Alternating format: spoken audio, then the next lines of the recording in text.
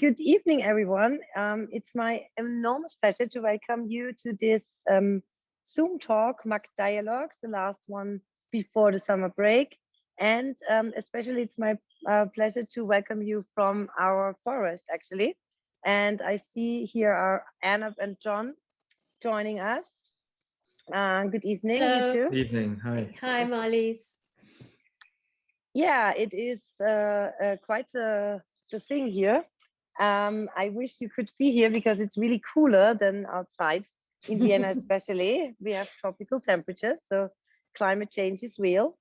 As many of you viewing do know, this installation has been commissioned especially on occasion of our Vienna Biennale for Change 2021 with the beautiful topic Planet Love, Climate Care in the Digital Age. And it is in the heart of the MAK building, basically, here under the glass ceiling. It has a lot of different species that surround me and also beautiful sound in the background. And yeah, we are going to talk about how this project came about, how it is connected to another wonderful project that Superflux did that is currently on view in Venice at the Architecture Biennale, which is dealing with similar topics as well, because it's so pressing. And we are also going to talk about climate care as an institutional practice and how we could look into being more sustainable with the materials we use and thinking about the afterlife of our productions as well. So yeah, with no further ado, welcome Anab and Jon. As I said, you're in London. You just lost the football game, but you look still happy. And you are specializing actually since quite a few years in kind of immersive, large-scale experience installations, as I like to call them. You're not into product design. And also, Anab, you're teaching at the University of Applied Arts, and your special course and class is called Design Investigations. So starting off by this, what does design do for you? What's your, where are you coming from? Great question. Do you want to start maybe? I mean, I think that the title of Anab's course is very instructive in that I think we like to use design as a tool for investigation, as a means of exploring and as a means of making sense and communicating complex ideas and complex issues in visceral ways. Yeah, I mean, we both come from a course that not only talked about design as a way to manifest an idea into the world in a way that is used by different people and communities, but also to consider design as a tool to understand what does that object or service or an idea mean for people when it is manifest. What are the consequences and potential and also unintended implications of this? So in some way, we've always considered, whilst gaining a lot of practical skills in design,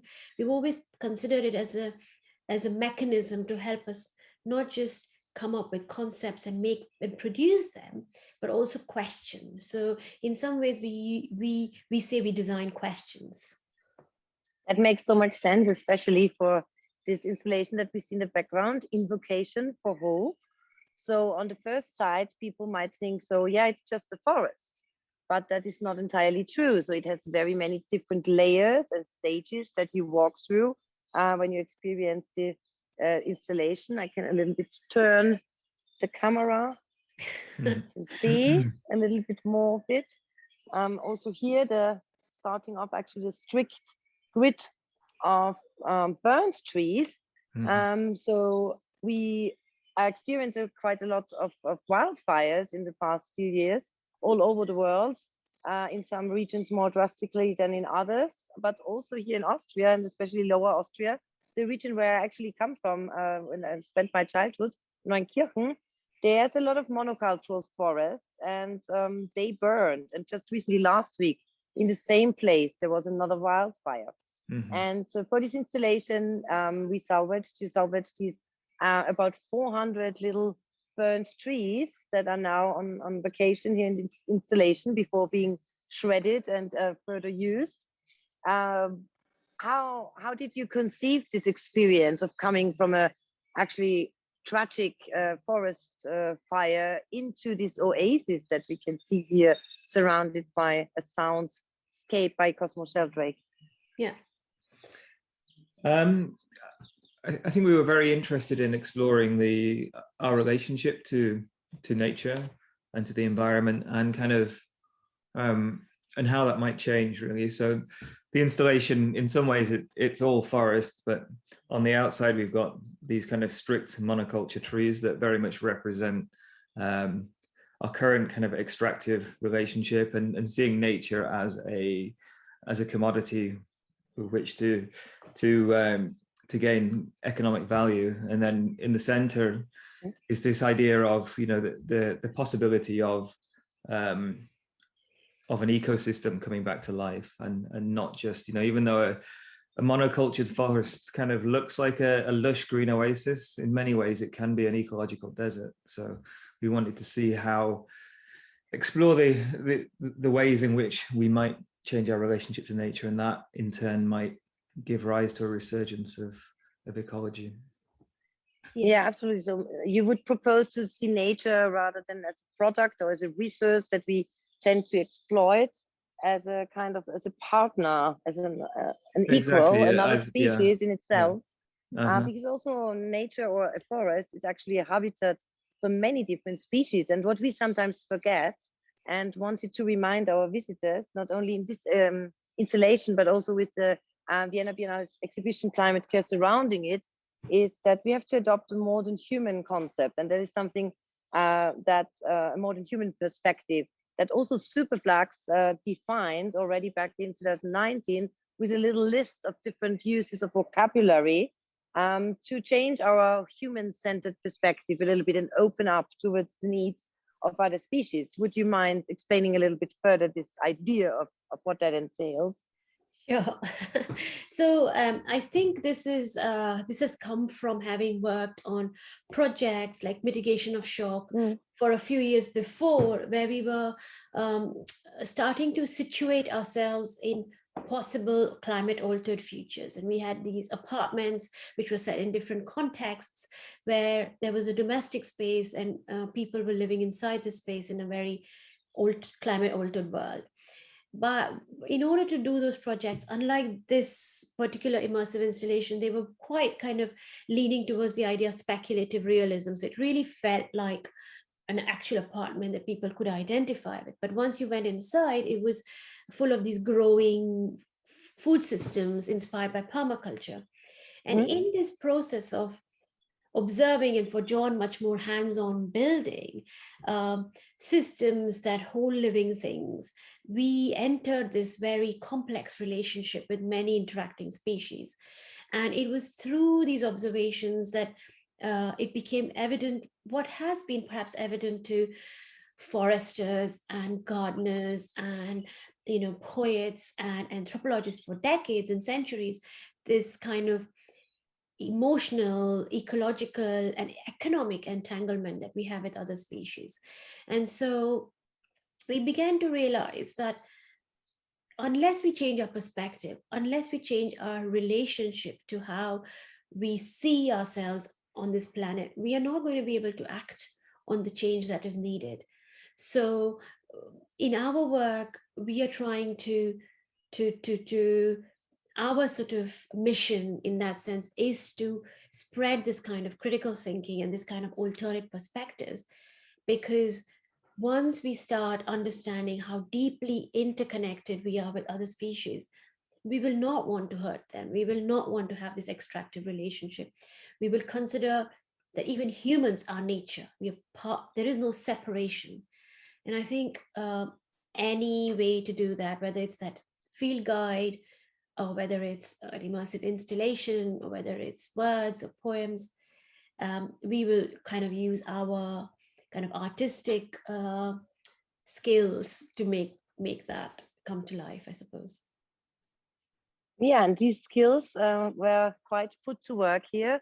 So one of my favorite times in installing the whole Vienna Biennale was to be here and watch all of you and your team putting it together. There's also a wonderful GoPro video of us looking like little ants doing that very fast. But be warned, it took a lot of time and effort to do that. And yeah, how did you go upon planning this? Because I remember our earliest calls, and we were considering how can we even bring living creatures into the museum, and what about all the materials? We have to consider that and be very mindful about this impact, because if we preach climate care, we also have to be considerate in our work. So maybe we want to tell our visitors a little bit about the components of the installation. Sure. Yeah, I mean, there was a lot of research. There was obviously the care taken to make sure that the installation itself was ecologically sensitive, and then there was the wanting to make sure that when we brought the plants into the museum, that they would be happy and healthy and would thrive throughout their time there. And which then there was they did. just They bloomed. Just yeah, to yeah. No, there was it's a really short nice period to of... yeah. It's really nice to see them close up. Yeah, so there was that, and then there was obviously finding of the trees. I think that the finding of the burnt trees, because obviously we didn't want to take burnt trees from hundreds of miles away and transport them, halfway across Europe in order to build this installation. So there was the kind of, finding trees that were very close by, and then kind of, how they could be harvested sensibly and sustainably. There's some really nice photos that we've got of some of the fire department using one of their horses to tow the trees out of the forest. So I think that whole process, hopefully there's the essence of that is visible within the installation. I think this is a good time to add that, none of this would have been possible without so many incredible cooperation partners we've had.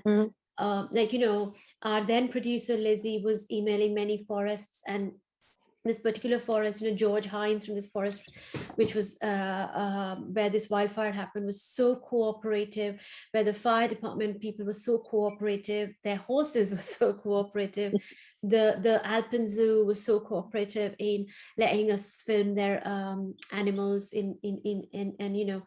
the Starkel nursery that donated and gave us their living trees, the volcanic rock, the sandbags, the mosses, all of that has been not just brought in an ecologically sustainable way, but also will find an afterlife, so that every element and every part of the installation is either reused, recycled, or finds a new purpose.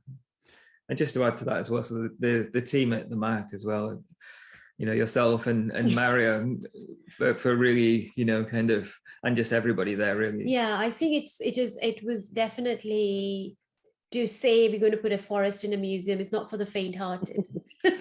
No. Thank you as well, I have to say, and also to Christoph for his trust, because I know when we first pitched the idea, our current director was not so convinced, but then now he's so in love with the installation, as we all are. And I love how visitors keep posting and sharing their experiences on social media, and I seem really happy here. And I also have to say, so for me, it's basically the most daring curatorial endeavor, because it's not over yet. Now the summer will come, and the plants are all changing all the time. And I also wanted to add, so some people, also visitors, keep asking our guards or ourselves about how can it be sustainable with all the material. But there's a huge pedestal that all this installation is sitting on, for example, and this is all made from Doka plates. And also here, thanks to this cooperation partner, because no one can even see these. Many of you know it's the yellow, wooden plates that are also used in construction sites. But we will give them back, and the material will find back to its original purpose. And so that's what we increasingly think about in institutions like the MAK. We also got this the österreichische Umweltzeichen recently, which is an award that grants that we will be concerned with climate topics and sustainability questions, also in the use of materials that we deal with in the offices, or how we even get to the office, things like that. But maybe coming back to the forest and the species, there's something called the EU Creatures Fund that was also part of your research. You had some very interesting also university partners and, for example, Kew Gardens back in the UK in the initial process. And you were able to realize 2 large-scale projects, actually. One here at the MAK at the Vienna Biennale, and one being shown right now in the Arsenale at in Venice, which I will get to see by end of July finally. Yeah. And there you're also tackling like the idea of species interdependence and the end of human exceptionalism. Do you want to add something to that? Like how are those installations connected, or what's going on in Venice for the people who still want to go there? I can give a kind of headline that yes, Yeah. in Venice, the project is called Refuge for Resurgence, and it's in the As Emerging Communities section of the Arsenale.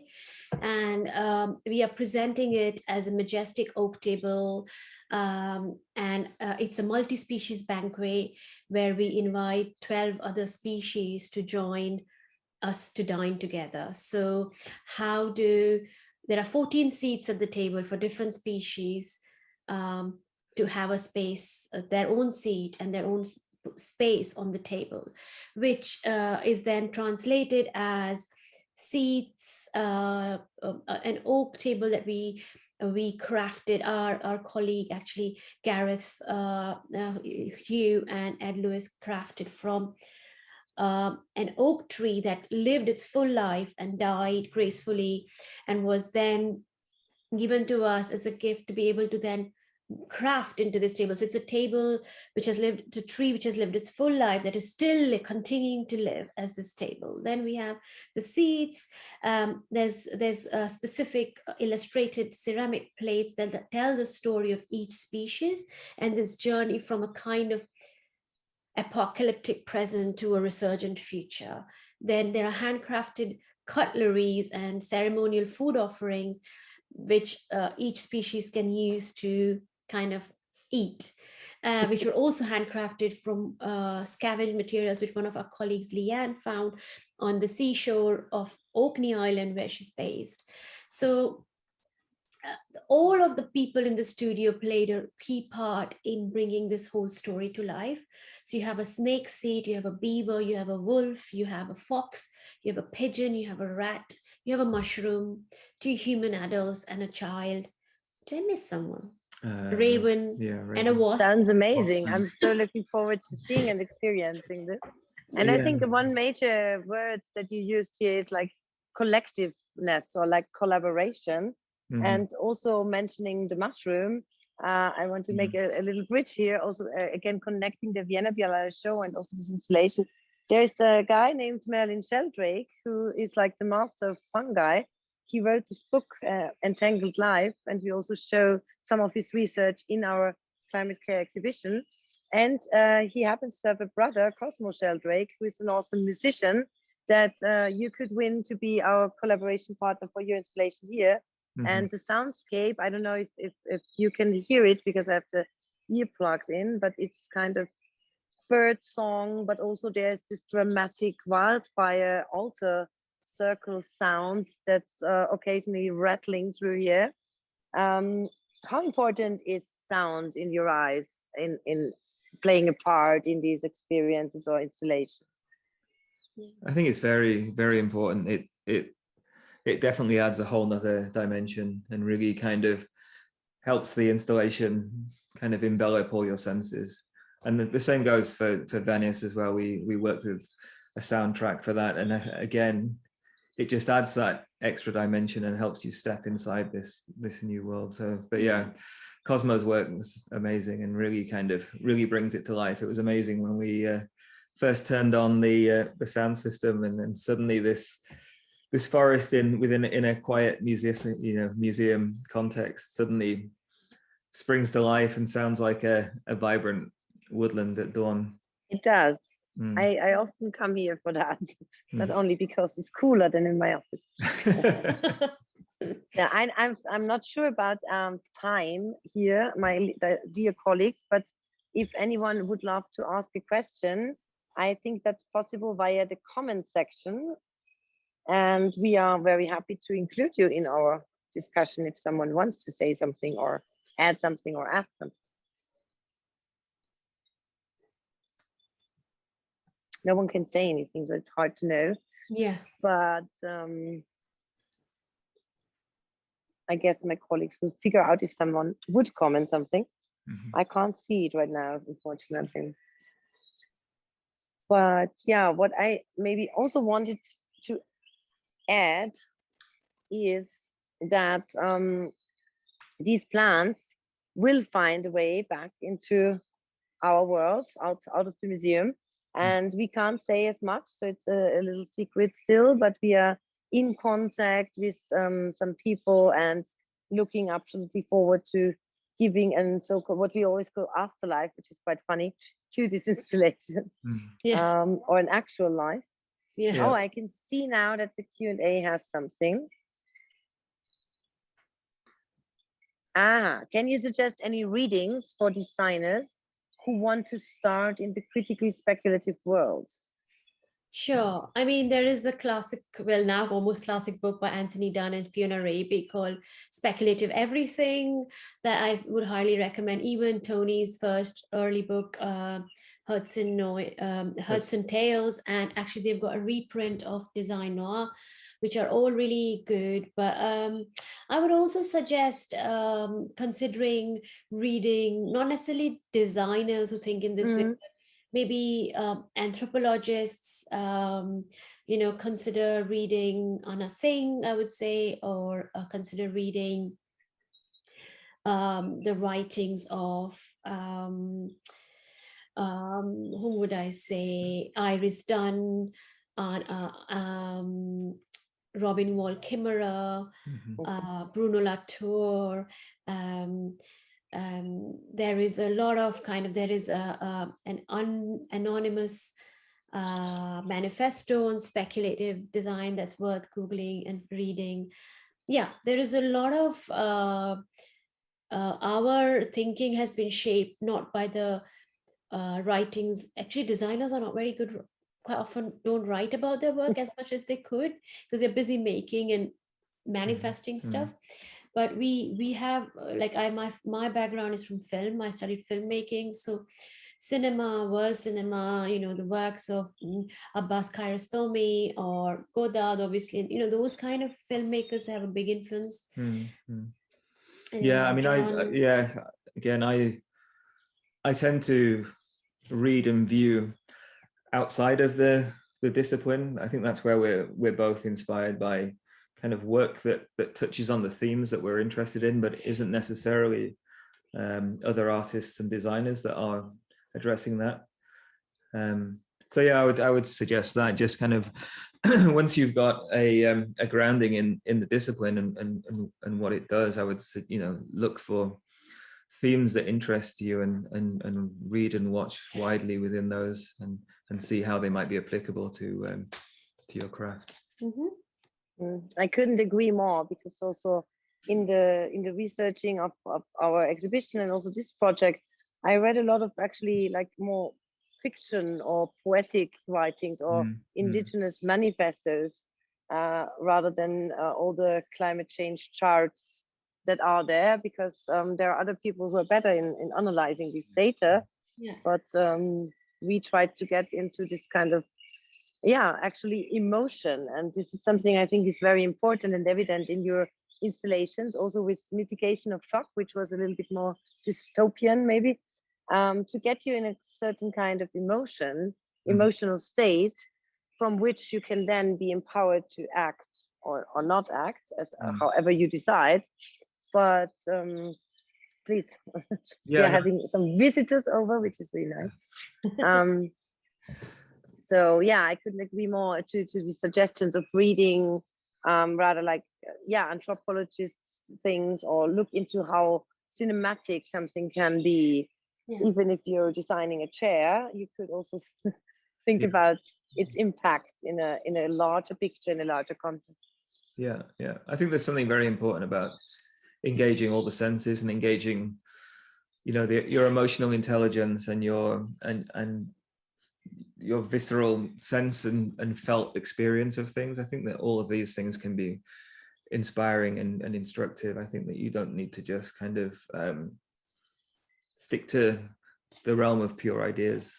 There can be a lot that you know, I think that a lot of our work recently has been inspired by, you know, walks in the woodland and just observing nature and observing the kind of the interactions of plants and animals and fungi within that environment. Yeah.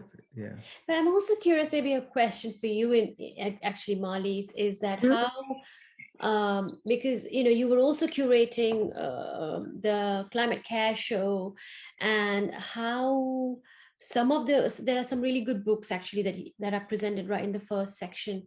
So maybe there's some of those worth mentioning, but also like, how does it work? Like this kind of manifestation of an idea to an immersive installation, and to be able to see that manifestation in even before it's there, and to know what it could do, and how what does that journey feel like for you? Because I think it'd be really interesting for us to see from your point of view. Yeah, it's exciting, and I actually must say it looks exactly like on the renderings that you have made. So yeah, I don't know how that's possible, but it happened. There's a lot of trust, and I think with you and knowing your practice and you as people, I think we were ready to go on this journey and know. But you can never certainly know how people will react to it. Yeah. So this is always with every exhibition. It's the main thing to wait, like when you're already it's ready and it's installed, and then you are happy maybe with it, but then the next thing is now the visitors come in, and what will they say about it? Will they like it? Yeah. And I think this was a crucial moment when we saw the first people coming in at the preview of the Vienna Biennale, when we still couldn't let like whole public in at the same time due to COVID restrictions, and it was like seeing like the first steps being taken, and immediately first pictures and recordings and the first smiles on faces. I think then we knew that that we did it. Yeah. But of course, as I said, the installation is a living thing in this case. I mean, any exhibition is, because every day we go around and have to check if everything works properly, if everything's back in the place where it belongs. But with living plants and species, you have more of a responsibility even than if something looks a little bit messy. It's just like, is the tree all right? Is it too much or less water? How do we deal with it? So that's why we also trust on experts with who we talked, obviously, in advance. Yeah. But yeah, for me it was okay. The vision was there, how it could look like and what it could feel like.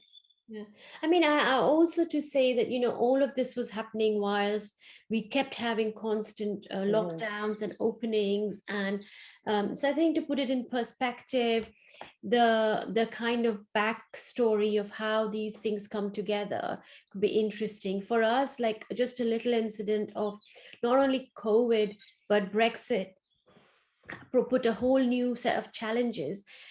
Just to get, we had a really good cooperation with the Alpenzoo, but just to get a GoPro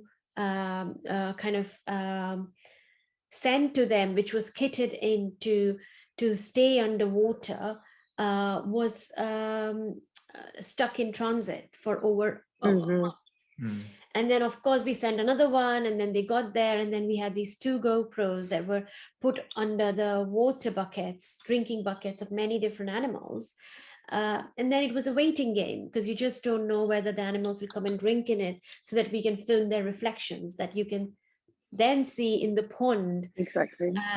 So we had a very shy lynx, we had a very angry wolf who just kicked the bucket away, the lynx who just refused to come nearby. It was impossible to even go near the bear. So these are some challenges that I think when you present something and you have this idea in mind, the realization of it, there's something about however critically you're thinking and however kind of clear vision you have, this kind of adaptability that we had to kind of always consider with these kind of large scale installations, especially. to react on last minute changes. And we Yeah. have another great question actually, how we knew, or how you as designers especially also know when something is ready and finished for visitors, and how we measure the success of this project, and if we consider it to be a successful Um, it's always a difficult question for us to project. answer the success. I think that, I mean, you can obviously go on the metrics of visitors and these kinds of things, but for me, the things that really make me happy is when I have a conversation with somebody and the work has touched them in some way, or has kind of really, you know, evoked something that I was hoping for it to evoke. And it's those kind of, you know, less quantitative engagements that I think I ultimately judge the success of a piece of work. And I just, in the short time that we were there after we'd installed, I had some nice interactions with visitors and observing visitors walking around, and children walking, especially walking through the installation. So yeah, I mean, I don't know how you feel, Marlies, but for us, I think we're very, very happy. Yeah, absolutely the same. And also I have to say the quantitative measures are a little bit taken aback now with all the COVID regulations, and also the museum has been closed for a long time, then we couldn't run on full capacity. So I think we're a little bit over judging by how many thousands of people we could have here right now. And it's also a quality actually of looking at exhibition and visiting exhibitions with not so many people around you. So I, for myself, I have to say, I love that actually in other museums as well, to be not in such a tight mass of people. And also, as you say, the same for me, feedback from my friends, my family, from people who randomly ask me, are you the curator, or do you work here? I have to say, this is amazing, or something like that. So this happens, but also there's some critics around. But then if you answer the questions, they were like, okay, now I get it. It's really amazing. So it's kind of, it works. Yeah. And I really have to say, also judging the success of something like success, what is it even? Is we had quite a lot and great media writings, like people, like articles in the Austrian media, but also international one, which seem to have understood the installation, which is always like not just some article, but some people who write about it in a way that makes us feel that they understood what Superflux and the museum was aiming at with the installation, and what we wanted to express with it, not just being like a spectacular forest, which is also true, but there's more to it, which should make you stop and listen and reconsider your position towards nature, actually. Yeah, that's always gratifying when that happens. You never quite know with the press how they might take it, but yeah, you're right, there was some really nice articles that really kind of spoke to the core of what we were trying to achieve. I mean, it's hard because we were just having this conversation. So Creatures is actually funded this project as a EU Horizon 2020 commission alongside many other consortium partners. And this morning, because one of the work streams is evaluation and is understanding how do we measure success. And actually they are in the process of coming up with many other metrics that can be used to consider what is success. Like, you know, one was that when the show opened, there was a pregnant lady who was standing, and then 2 hours later she was still there. She'd walk in, she'd come back, and then she'd go back again and stand. And then she got a chair to sit on, and she's just saying, I'm not able to move from here because it's doing something to me in a way that it's hard to express. And I found that really moving. Yeah, I agree. Now we have another question incoming, which is interesting. Could you talk about the cultural currency that a gallery or a museum offers on the subject of climate crisis that other real life scenarios do not? So yes, interesting question. We were asked by many people, like, how can a museum show any of those that we are offering right now do anything about the climate crisis, or help this in any way? And the thing is, I think it's always like putting a drop of water somewhere, and it will create ripples. And the cultural sector, and especially artists, designers, creatives, have much more power than they maybe know, because they're kind of influencers in a good way. So people will look up to what they have to say. And not everyone, as I said, wants to read about the climate crisis in charts and tough articles that tell us how few years we have left until to reach the climate goals. But through art or design projects, as a translator, a mediator between those very complex topics, as was also said in the beginning, like very complex topics that can be translated into a poetic kind of experience where you still can get the essence of it. I think this is something that lies at the core of every curator's work or cultural institution's work, to try and find any complex thing. It might be about World War II, it might be about the climate crisis, it might be about clean water or giving birth. Whatever subject you take, you can find a way to translate it into an exhibition or give it some kind of form and shape to help people engage with it and find also through their emotional channels a way to deal with this project. Would be my take on it. But Anab and Jon, what's your thoughts on that? Yeah, I mean, I think absolutely. I think the only thing I would add to that is that also it's obviously it's not a competition between this or that. You know, it's kind of working in this way can address things that you know, a report might not, and reach people that a report might not. But those reports and that science is also, you know, we also spend a lot of time, you know, reading the science and you know, and understanding the issues and working with that, and so it's all, to my mind, it's all super valuable. And I think that, but I think you're right. I think that exhibitions can speak a specific language, and to some people that's the perfect language that they need to hear in order to really kind of get something at a kind of emotional core, rather than kind of understand it as an intellectual problem. And also like real life scenarios, like, you know, in terms of real life scenarios, you have wildfires and you see them in the news, or you are deeply affected by one, or you are near somewhere there. But it's quite hard to see that full journey from destruction to resurgence, where you are experiencing not only that the kind of grief of what has been left from a wildfire, but you're also seeing a path forward.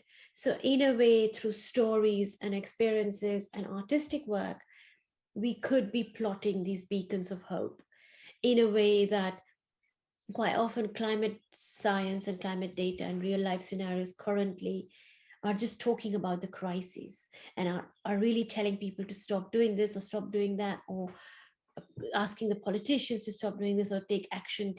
But what is the action? What is that North Star towards which we are moving?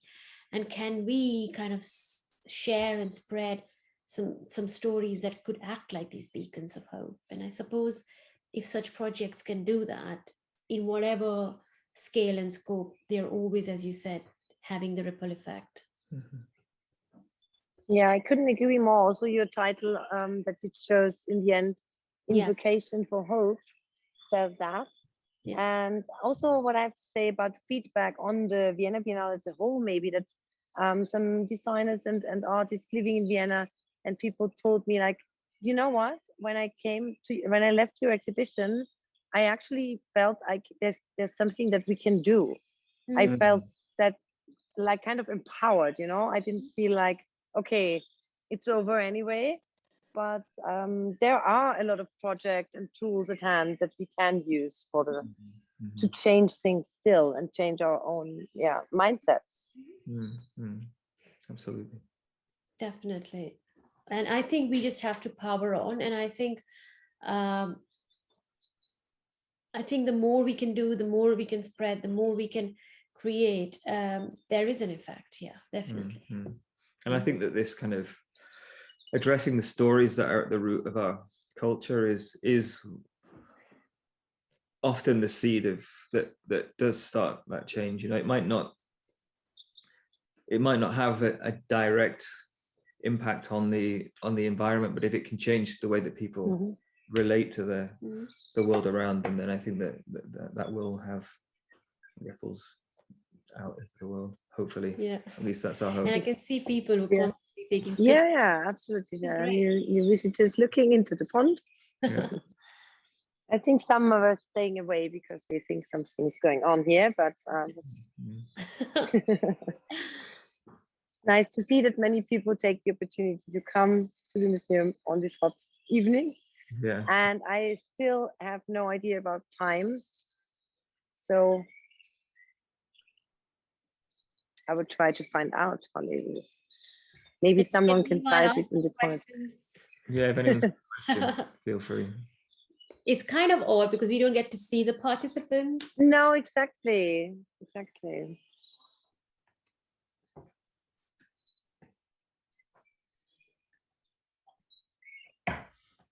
And gosh, had we many Zoom calls about all these projects, right? Yes. Yeah. It's actually my first one in a while. Yeah, this is also because of the pandemic that we couldn't come there in person as often, which in some ways is a good thing. And we were also very fortunate that we had my student Flo, who was helping us, who was based in Vienna, so that there were people locally who were very supportive in making it happen. I think that also plays a role. Yeah. So many people. Yeah, totally. Yeah. But yeah, Flo was amazing, traveling out to the forest and keeping an eye on the trees, working with the fire department to help bring them down and bring them in. Yeah, because I actually have to stress also for our viewers that, I mean, of course, Anab and Jon have known the MAK and the hall and have seen exhibitions here before, but as was said, to plan a whole installation like this from afar, only based on plans and Zoom calls, was quite the journey. And also in working together for the exhibitions surrounding us, Anab and I had the joy of participating in quite a lot of Zoom calls with our fellow curators, and it was kind of from a nowadays perspective actually insane to do it that way, but somehow it worked. Absolutely. It was a busy time, busy screen time. And but it was amazing to see it all come to fruition. And there were long weeks and leading up to into the install in the translation, because I think there's one thing is to have the idea, and we had many small prototypes and models, and then you see it at scale, and then you are also thinking about the mechanics, because there is a fair amount of engineering underneath what you now see as ferns and mosses, in terms of the sand that holds the water and the setting up of that in itself, which then became a very hands-on activity for our whole team. But till then it was very much sketches and prototypes and images and sharing and talking. Any more questions? I didn't see any. But yeah, it was quite a workout, I have to say. It was moving all the plants and everything in. Oh yeah, there was a lot of, you don't realize when you're planning something on a computer, and then you start to work out the quantities of that you're going to be moving around. It's it was Speaking of moving, we'll try to give even more surround once more. I found it really fascinating, like how it's like in a movie set. So anything you see here was put here on purpose by someone. Every little leaf, every little piece of bark. And I think the amount of detail that went into this installation is actually always amazing me whenever I'm in it. It's not just the trees, it's really like every little thing that is here. Do you have looks like actual nature? It looks like the ferns are growing really well. They are actually. They are. Because happy and healthy little ferns. Do you have any fruits? Not yet, because I'm thinking the strawberry plants have not been pollinated prior to being put in the museum. Maybe that's because that's why. But what we do have growing little apples. Oh wow! Oh wow! Lovely. I will try and do this. If I don't know if our technician will freak out. Sorry, getting up, walking around. We have some fruits here of a plant that I don't know of what it is actually. And here is our apple tree. Oh yeah. And it bears quite a lot of fruits that are growing actually the whole time. And this is the pond, by the way. I don't think over my phone that we can see the animals, but I just saw lynx looking at me. I think someone has raised their hand. Oh, that's good. How do you know? In the attendees. Masa? Hello. Would you like to ask a question, or we can only type a question? Mm. I think already. So in the comments, I don't have more questions. I think maybe yes. Mm-hmm. Oh, what is the fog in the installation supposed to represent? That's a good one. It was there mostly to help keep the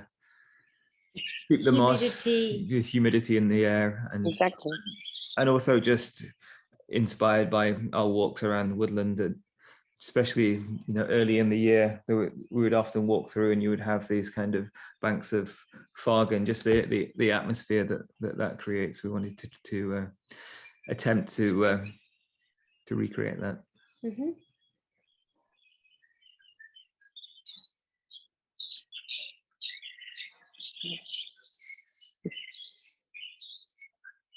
More expressions. Yeah, someone also said like maybe the fog is about the wildfires. I didn't read it that way, rather than moisture, but it could also be I guess like that. Yeah. That's an interesting read on it. A little smoke. Yeah. Okay.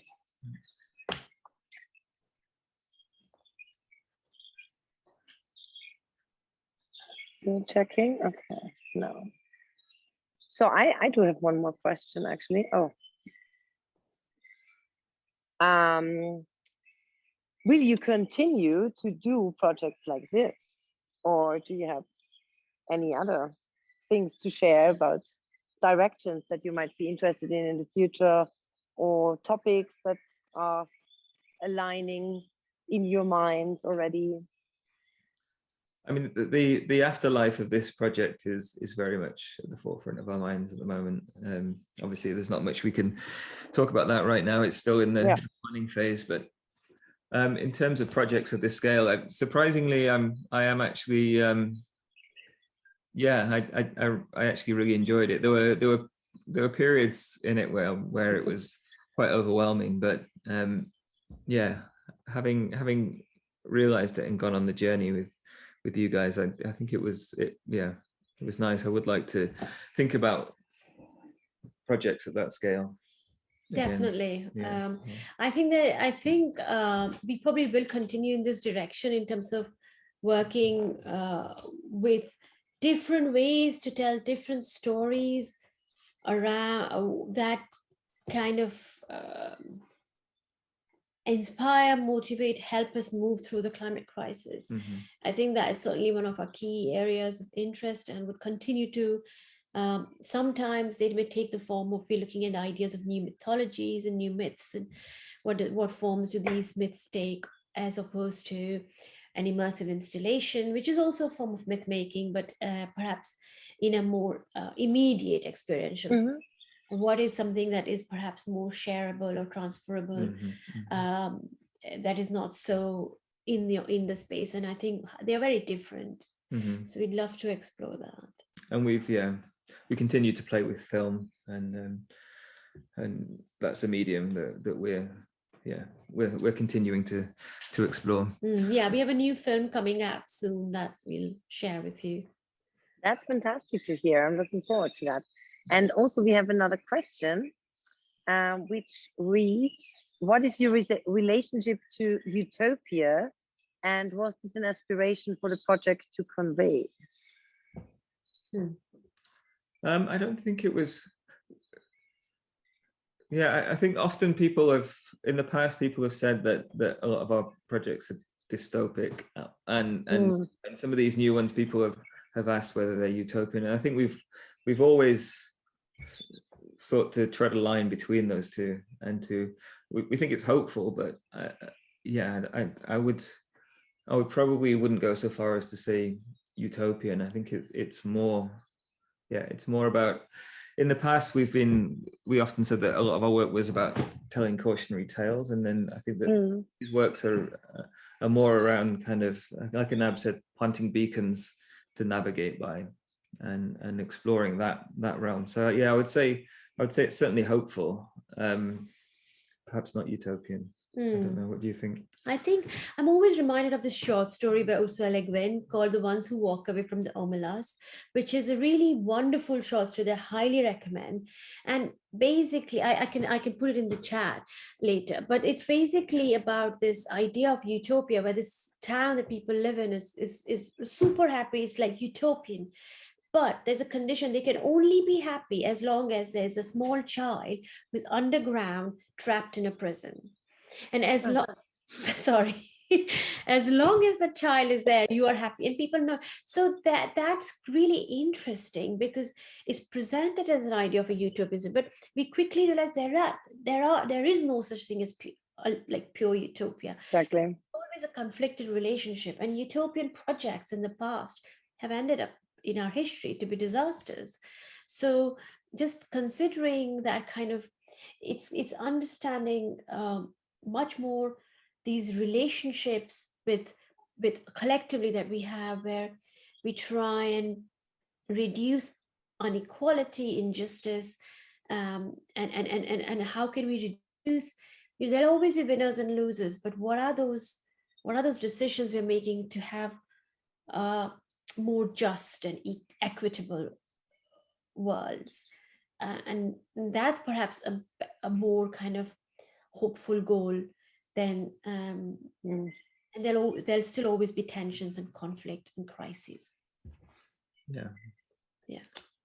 Yeah. I mean, I think we've lived in balance with nature for much of our existence on this planet, and I think, but you know, if you look back in history, you still there's plenty of drama and conflict. So yeah, I think that we should aim for a more ecologically diverse and also socially just and equitable future. I think that those are goals worth striving for, but obviously, you know, we'll still have those conflicts, we'll still have those rubs, and we'll still, you know, we'll still have plenty to keep us occupied, I think. I would also agree, like, you're not utopian designers to me. I think past projects were more dystopian, that's absolutely true. But also here, like, our common goal and brief kind of was to go in a more hopeful direction, and we wanted that to happen.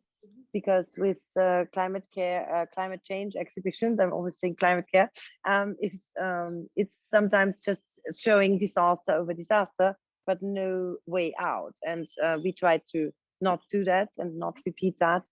And I think also with Invocation for Hope, even though it is hopeful, it starts with an actual wildfire. And it's like, it's realistic. I think, as you said, like, all the conflicts, the things keep happening. There's no utopian happy world for all, but to acknowledge these existences and interconnections, not only of different species, but also, as you said, Anab, social and striving for it to be more equal in the world. That can be and must be a major goal in all of the different projects. So I see there's another comment or question incoming. Okay, how do you think the practice of design will change in the future? I think it's actually a really good question, and I think it's something that all the designers, a lot of the designers, are thinking today. So, okay? It's an anonymous attending. Thank you for asking that. I think some of the ideas around design that really became popular in the 20th century under the remit of consumerism. In a way, we were designing products to sell and to make everything, everyone feel more kind of, I don't know, what do you call it, but like a capitalist world where, you have your home full of amazing objects, and design served that need, or that kind of fictional need for mass consumption. In this world that we are now moving towards, we cannot no longer continue with that 20th century model of consumerism. So already big organizations are talking about circular economy, circular products. The right to repair is coming out as a law in the EU soon, talking about products that last 100 years. So designers probably need to unlearn and then relearn some other ways of using their skills and their ideas and their capabilities to help us consume less, to help us waste less, to help us move forward in a more resurgent, regenerative, distributed future. So I think designers have a big role to play, and it's changing. And I think those who are able to identify and move with it will find it very rewarding. Absolutely. And thank you for that, Anab. And also, I think to add, I think the education of design has also changed. And I mean, your course is also showing that. So it must not always be about products. Obviously, we will need some items, a chair to sit on and a phone to have this call with, and etc. But the question is also, as you said, the repairability of things, to think about what will happen in an afterlife of this product or its materials, not only with installations. It's the same for any item we actually consume or own. It's a question of where does the material go? Does it go back into the natural or technological cycle, or does it not? And this can help us solve many problems, actually. Absolutely.